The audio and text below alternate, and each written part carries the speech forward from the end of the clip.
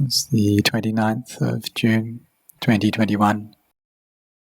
And so we see that it's closing in on the end of this month. And in no long time, it'll be a Salaha Puja.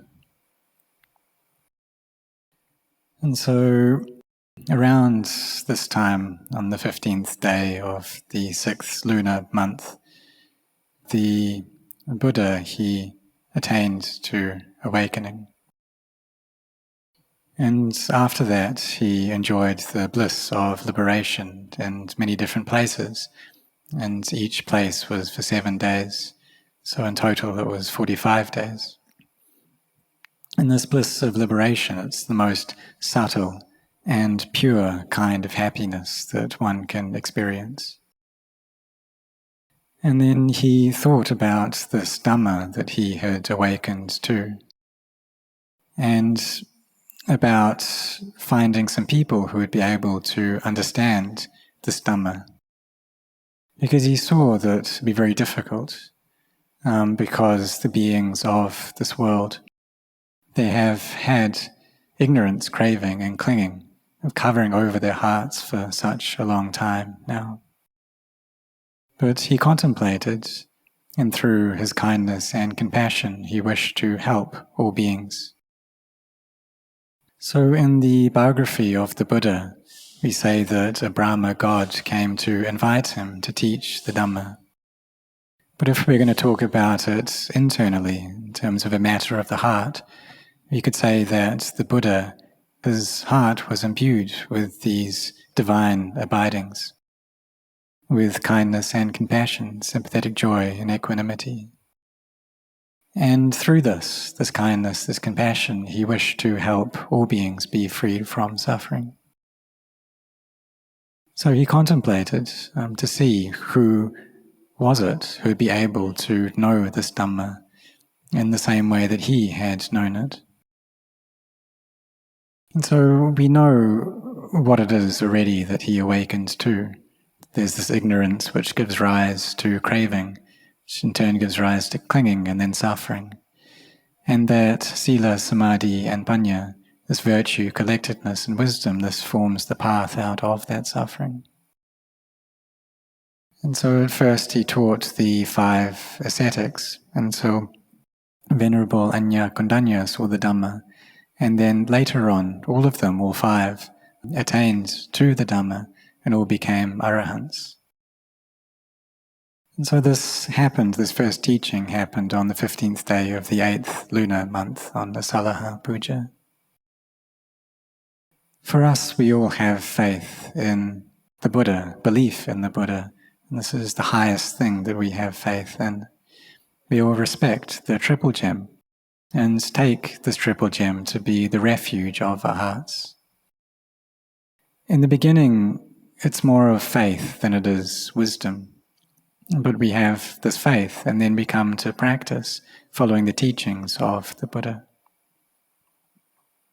So he taught us to train and develop our mindfulness. And this is something that we need to do throughout the entire day. Whether we're standing, walking, sitting, lying down, we should try to be mindful. Whether we're eating, drinking, or thinking, to have mindfulness of that. We see that there are many different places that teach meditation, and we can get confused about what's right. But if we bring them all together, boil them all down, what it comes down to is developing mindfulness. And so we try to keep this faculty of sati, of mindfulness there in each posture that we take up. If we're sitting, then we can come to know the breath, the in-breath, the out-breath, this meditation method of anapanasati. And this is a skillful means to bring the mind to peace. You can also use this alongside the mantra Buddho, so on the in-breath Bud, the out-breath Do, and keep doing this until the mind does reach peace. Because it's the nature of these minds that they'll always be following the sense impressions that they experience. And they just think and carry on proliferating without stop. And do we see that? How they're always proliferating based upon a sense of self, upon me and mine. And whenever we see a form through the eye, And then we get the feeling of me and mine that comes up. Or a sound comes in through the ear, an odor through the nose, a taste contacts the tongue, or a tactile sensation contacts the body. And then there's a feeling of me and mine that's coming up, and this happens constantly. There's always this me and this mine that's there. And then clinging arises, and this is the cause for suffering to arise. But all dhammas, all phenomena, they all have a cause which brings them into being. And the Buddha taught about these dhammas, he taught about the causes, and he also taught about the cessation of those dhammas as well. This is what Venerable Assaji taught to Sariputta and allowed him to see the Dhamma, because he saw this arising and ceasing. So when our minds are peaceful, then they'll be able to contemplate in a way that allows us to see arising and ceasing. And sometimes when virtue, collectedness and wisdom all gather together, then we gain this clear knowledge. And we see through knowledge. Because ordinarily we depend upon our physical eye, this eye of the flesh. And that's what we use to see forms, to see material things, or to see other people's bodies. But when we see through this inner knowledge, what we understand, what we perceive is arising and ceasing. And it's like we're looking through a microscope that can see things on a very detailed level and see all material, all substances, every particle or chemical, see it as deteriorating, see the whole world and everything in it as arising and ceasing. And we see even the self as arising and ceasing as well, and that's all there is there, just arising and ceasing. That this world is something that isn't real, it's not sure. It's always changing. And when we see things in this way, we gain a clear understanding of the Dhamma, and the faith that we have becomes firm, stable. And then when we pay respects to the Buddha, we do so through wisdom. So as we practice the Dhamma, then our minds, or we really set our hearts on doing this. And when we do that, then we'll gain slowly more and more knowledge. We'll be able to see things more and more clearly. And this happens little by little. But as we carry on doing it more and more frequently, it becomes clearer and clearer, the understanding that we gain. But initially, we need to kind of intentionally teach our minds, teach them that form is something that's not sure, it's something that's unstable, that all mental phenomena are unstable as well. All physicality, all mentality, this is all not self. There's no being, no me, no other there. And so we teach our minds using memory, using sanya, asking ourselves why attach? There isn't a self there. Why fear? Why love? Why hate? Because there's no me, there's no mine. And through thinking in this way, then the mind becomes more at ease. When a form comes in through the eye, then we gain that feeling, and then attachment arises. And so we need to come back, and we need to teach our minds anew, teach them again. You teach them that these things, they change, it's inappropriate to attach to them. And then through doing this, we're able to let go. We see that it doesn't have a me, it doesn't really have a mind within it, and through that the mind becomes at ease. But if we try to teach our minds in this way, but they're not able to accept it, it's because of the ignorance that's there covering over the heart. And because our minds believe in delusion more than they do in knowledge. They have greater amounts of delusion than knowledge. And this shows that our minds are lost, and they're attaching to me and mine. But in this case, we shouldn't worry about it, but just know what's going on. What are our minds like right now? Do they have greed, anger, or delusion within them? And if they do, then we know that. And so we know that, and we are mindful of it. And when we're mindful, then the mind won't proliferate, and wisdom will come up. So if the mind is absent of these defilements of greed, anger, and delusion, then we also know that as well. We pay attention to that, we're aware of that. If there's greed, anger, and delusion there, what's it getting angry about? What's it getting greedy over? What's it deluded about? And we know that. If there's an absence of greed, anger, and delusion, and that's due to samadhi, then we know that.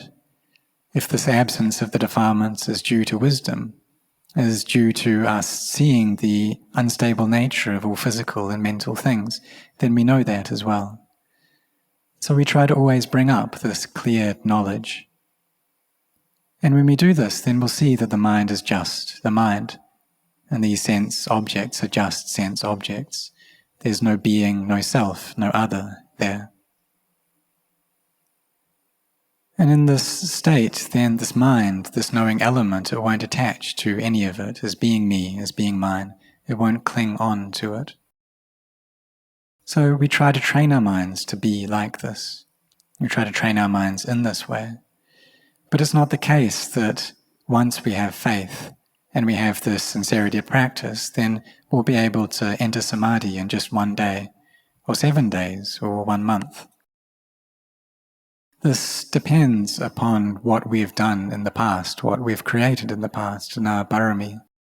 And if we've done a lot, then training in samadhi won't be a difficult thing. But if our old accumulations are small, then we need to do a lot in the present moment. And so we really try. In the beginning, it's normal that the mind will be really scattered. It'll be thinking and chaotic, going all over the place. And it feels like that's all that's going on, is just chaos. So in this state, then we use the thoughts that are happening in order to think about this body, and think about it in a way that sees it as just being a collection of elements, a heap of inconstancy, a heap of stress, just something which isn't beautiful. And we can pick up one of these aspects and use that to contemplate.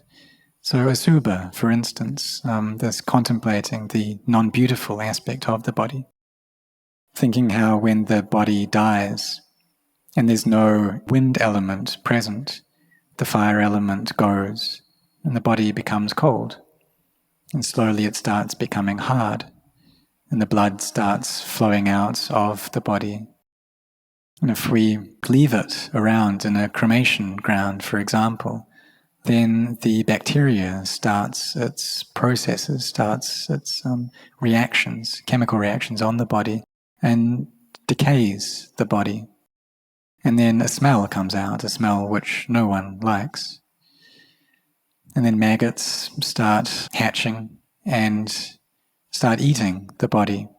And steadily they eat it away. They eat the skin, they eat the flesh, they start chewing on the organs. And in the end, they eat away at the sinews as well. And then when the sinews are gone, then the bones scatter about. And then also, it's normal that animals start coming and eating the body as well, whether it's mice or dogs, because they don't know any better, they just see it as being food. So if we contemplate in this way, then the mind can feel more and more at ease. And it will feel less aggravated, less stirred up. Perhaps it's not really peaceful, but it does feel more at ease. And so we just carry on contemplating, thinking about this back and forth, until the heart settles into stillness. And then we can come and know the breath, the in-breath, the out-breath, until peace and joy arise. Sometimes there's a feeling of lightness in the body and in the mind, but maybe this doesn't stay for so long. Perhaps it's 5 minutes. Or if it is 5 minutes, then that shows it's already quite good. But we may have to sit for quite a long time in order to reach that state. So in that case, then we should train to sit for long periods, and to walk in meditation for long periods, until the thoughts steadily reduce. So when Lumpur Cha was staying with one of his teachers, Lumpur Ginari, he would do a lot of walking meditation. But for Lumpur Ginari, he would just walk for 5 steps and already his mind was at peace. And so Lumpur Cha, he was confused about this, that his teacher did walking meditation for just 5 steps and then he stopped doing walking meditation. But it's kind of like people who are very wealthy. They've already put in the work to gain that wealth. But those who aren't wealthy, they can't just try to imitate them straight away. They need to put in that work first in order to get there. And so it's the same for us practitioners, while we're still practicing. We need to do a lot of walking, a lot of sitting. Just carry on doing this without skipping. And really be intent in this way, to practice like this continuously. And steadily things will get better, they'll improve. And so we all know about generosity and virtue. And we put this into practice, following the teachings of the Buddha, being generous, being moral. We also hear about associating with the wise, with people who know, those who have an understanding of this path of practice.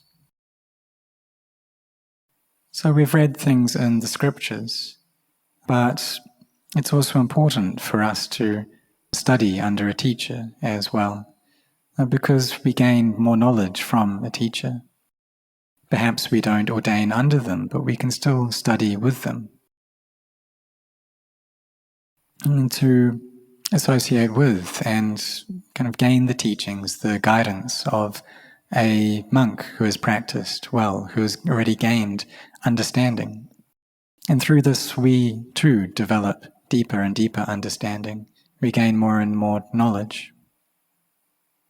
So when our virtue is already in a good and beautiful state, then we should bring up this firm intention to meditate. Even though we may have to work during the day, we should always be mindful, trying to collect our minds. Because if throughout the day we're not restrained, and the mind is giving rise to too much attraction and aversion, then in the evening when we come to sit in meditation, it will be very difficult for the mind to gather together into samadhi. And when we sit, there'll just be this inner chaos and agitation. So we need to gather in our energy. We need to conserve our energy. And whenever a form comes in through the eye, or a sound comes in through the ear, we experience an odor, a taste, a touch. And there's that cognition of it, we receive that, but if we're not mindful, then our samadhi won't be firm. And what we'll get instead is delusion that's constantly covering over the heart. And so we need to be cautious. We need to teach ourselves that these things are not self. Because we see how sometimes we can see someone, but we're not able to recollect their name. And really that's because they don't truly have a name. And so it may be a lay person, it may be some acquaintance or a relative or a monastic, and we wonder what's their name. But they don't really have a name. It's just a collection of 4 elements. It's just 5 khandhas. So sometimes we can't remember these things, or sometimes we do remember them. But no matter what the case, we should understand that there's no me, there's no mine there. When we really like someone, then we remember them. If we strongly dislike someone, then we remember them. And this can cause a lot of chaos, a lot of inner agitation. Because we don't know, we don't understand that this is simply memory. It's simply things that just arise and cease, that's its reality, just arising and ceasing. But our minds go and cling on to this arising and ceasing as being a me, a mine, a self, or another. And this creates so much chaos, confusion within the heart, and is constantly deluded. And so if we're not cautious, if we're not restrained, then this makes meditation very difficult. And then if we've been like this throughout the day, or if we're feeling quite exhausted and we eat dinner and then we sit in meditation, then it's very tough to gain samadhi. And so it's better to have a rest first. And then we wake up early in the morning, maybe 5 a.m., 5:30, And it's very clear then. The mind feels very fresh. The body is getting this fresh oxygen. And both the body and the mind can feel very light.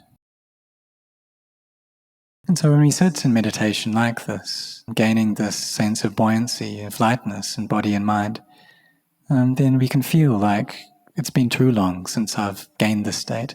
It's been too long that I've just let things go.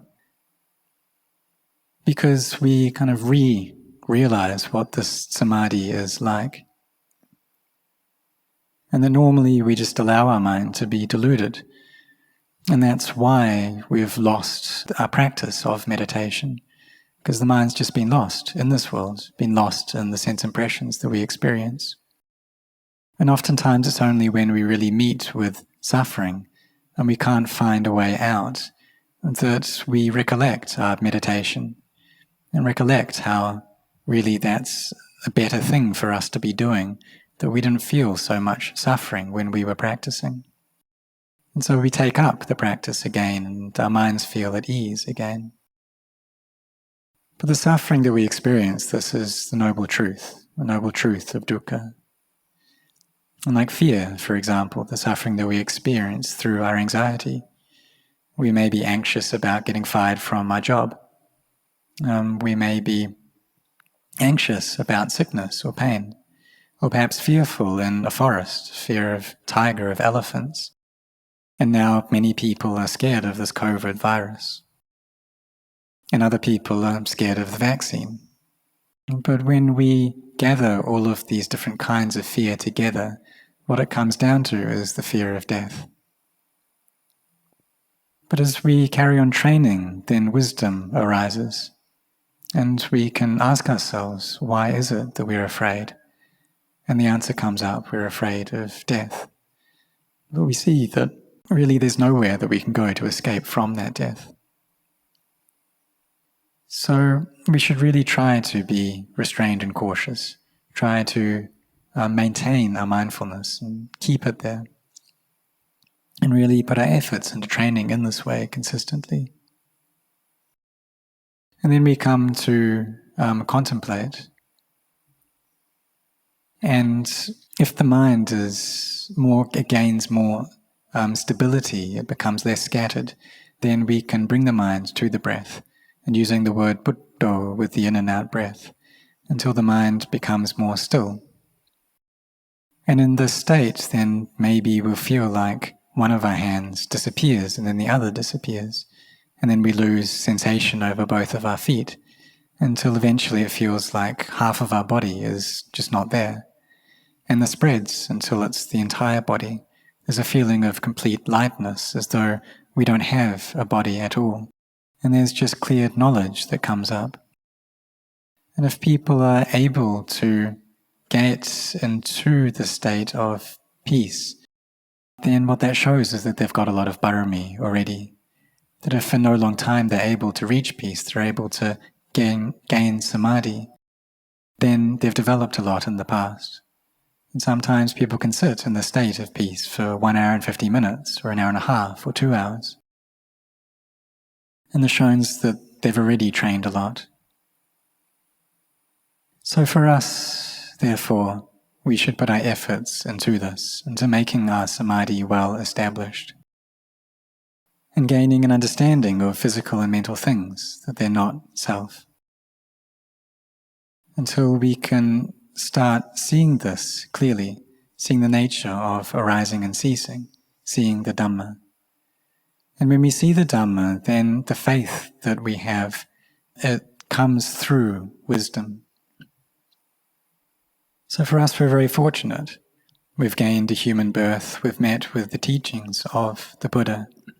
So we shouldn't just throw this opportunity away, but rather really set our hearts on this and make sure that in this life we're working to reduce the number of times that we have to be born and die again. So may all of you set your hearts on this practice.